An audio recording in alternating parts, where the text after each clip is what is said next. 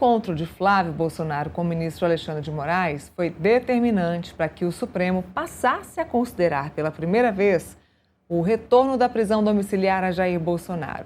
Quem vai trazer esse bastidor para a gente é o colunista Paulo Capelli, ao vivo conosco. Capelli, muito bom dia. Não, já é boa tarde, muito boa tarde.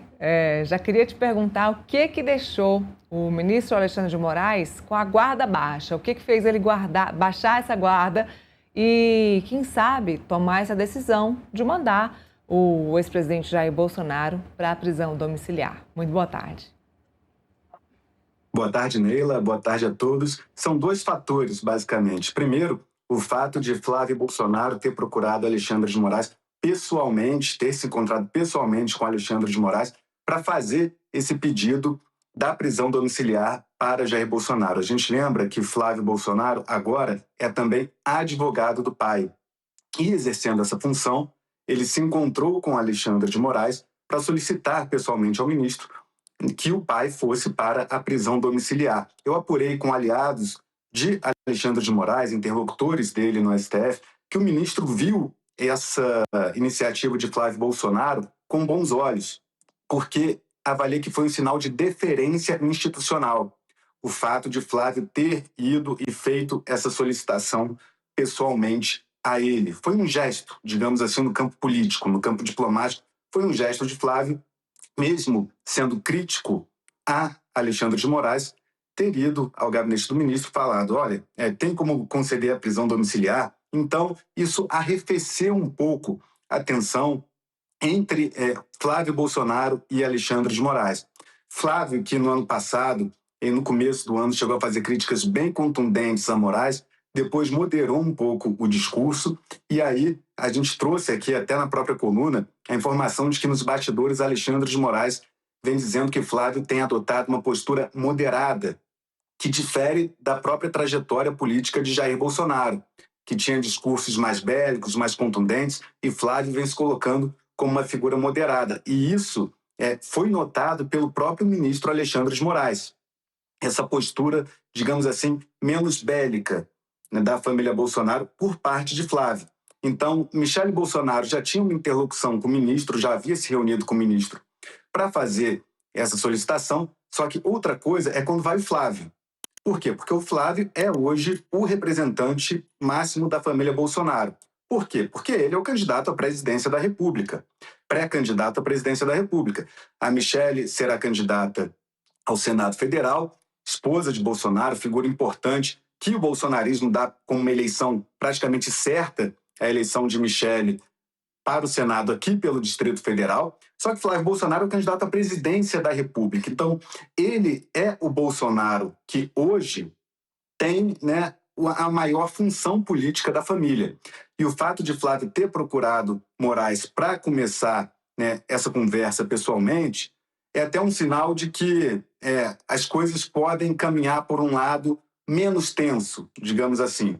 E Alexandre de Moraes avalia que os acordos que ele fez com Flávio de bastidores, os combinados, Flávio sempre cumpriu ao longo da trajetória política dele.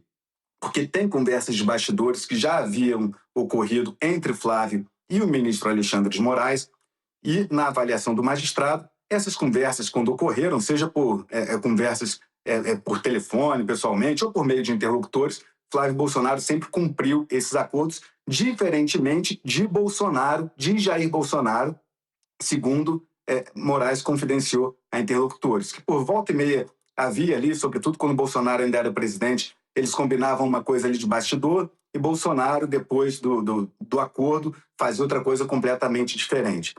E Moraes diz que Flávio não, que Flávio segue aquilo que é acordado ali nos bastidores.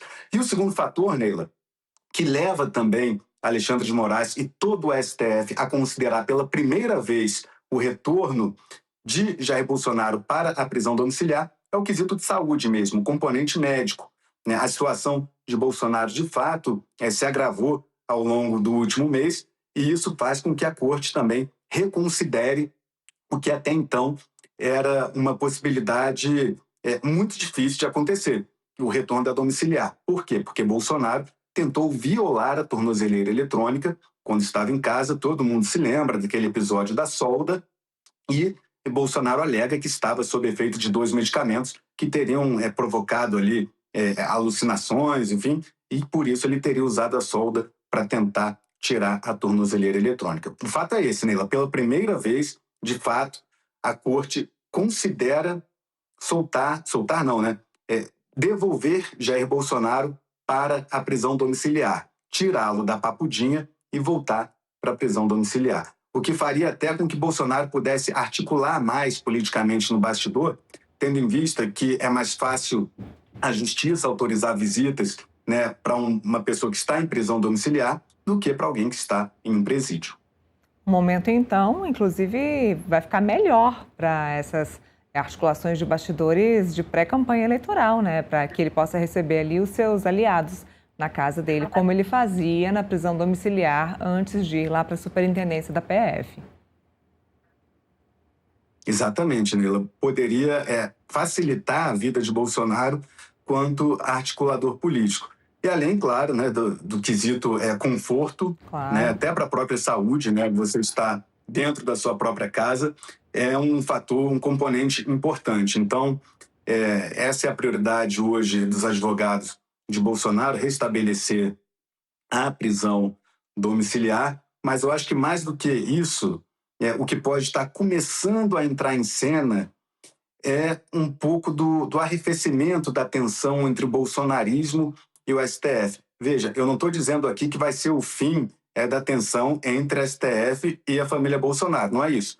Até porque Bolsonaro continua preso, condenado a mais de 27 anos de prisão, e a família Bolsonaro acredita que isso é uma grande injustiça. Então, não é que a tensão vá se dissipar totalmente, mas é o início de um gesto, digamos assim, que pode arrefecer um pouco os ânimos, né? Se Moraes conceder a prisão a Bolsonaro, eu acredito que vai, né? Eu acredito que a PGR, que o próprio ministro Alexandre de Moraes fará esse gesto, até preocupado com a saúde também de Bolsonaro, se Bolsonaro piorar na prisão e acontecer algo, né, que a saúde dele fique em estado gravíssimo, enfim, seria ruim para a imagem do STF ter ignorado os laudos médicos. A gente lembra que teve o caso do Clériston Pereira da Cunha, conhecido como Clezão, né, o patriota que morreu na Papuda depois de passar mal, e o gabinete do ministro Alexandre de Moraes ignorou por 6 meses avaliações médicas que pediam, né, que o Clezão pudesse cumprir, né, um regime domiciliar diferenciado por causa de questões de saúde, e o STF teme também, né, que o ex-presidente Jair Bolsonaro sofra uma situação mais delicada. Mas, para além dessa toda questão, acho que pode ser o início de um arrefecimento. Ou seja, Flávio já vinha fazendo críticas mais ponderadas em relação a Moraes. No próprio ato da Avenida Paulista, não é, Neila? Quando a gente olha os discursos de Nicolas Ferreira, Silas Malafaia, e compara com os de Flávio Bolsonaro, a gente já percebe que o discurso era bastante moderado do Flávio. Flávio não citou nominalmente Moraes. Flávio disse que qualquer ministro, né, que cometa erros tem que sofrer impeachment, ou seja, ele não personalizou na figura do Moraes. E agora o Moraes também faz esse gesto, né, de solicitar à Procuradoria-Geral da República que avalie a possibilidade de prisão domiciliar a Jair Bolsonaro. Estratégia inteligente da família Bolsonaro também, né, Capelli, de se manter um pouco mais leve, um pouco mais moderado nesse momento em que existe essa batalha da defesa dos advogados de Jair Bolsonaro para que ele possa voltar para a prisão domiciliar. Então, não é momento nenhum de você subir num carro de som e bater no Supremo Tribunal Federal. Então, é isso que você disse, momento de arrefecimento, momento de estratégia inteligente. Isso, e é interessante porque eu acredito que, em um primeiro momento, essa estratégia tem ocorrido até por uma questão eleitoral, né? O Flávio Bolsonaro, ele é identificado, né, com a direita, né? O Lula é identificado com a esquerda, e os dois estão brigando agora pelo eleitor de centro. Então, esse início desse movimento do Flávio Bolsonaro, a gente deu o furo aqui na coluna que o Flávio seria candidato em dezembro de 2025, e em janeiro, a partir de janeiro, a gente já começa a ver uma postura do Flávio mais moderada. E por quê, na minha avaliação? Porque eles estão disputando o eleitor de centro. Tanto Flávio Bolsonaro quanto Lula estão disputando o eleitor de centro. Então, acho que esse início do discurso do Flávio foi muito mais por uma questão eleitoral de fazer um aceno a quem não quer nem Lula nem Bolsonaro, mas que vai ter que escolher entre um dos dois na polarização em um eventual segundo turno. E aí acabou que essa moderada no discurso, que inicialmente tinha um componente eleitoral, em um segundo momento acabou ajudando ele nessa construção com Alexandre de Moraes, fazer essa ponte com Alexandre de Moraes. E acabou beneficiando o próprio ex-presidente Jair Bolsonaro, que agora tem pela primeira vez uma possibilidade concreta de retornar para a prisão domiciliar e deixar a Papudinha. Que bom, porque aí se faz justiça, porque de fato, se for verificar o estado de saúde dele e as últimas decisões, as jurisprudências do Supremo Tribunal Federal, de fato, ele deve ir para a prisão domiciliar.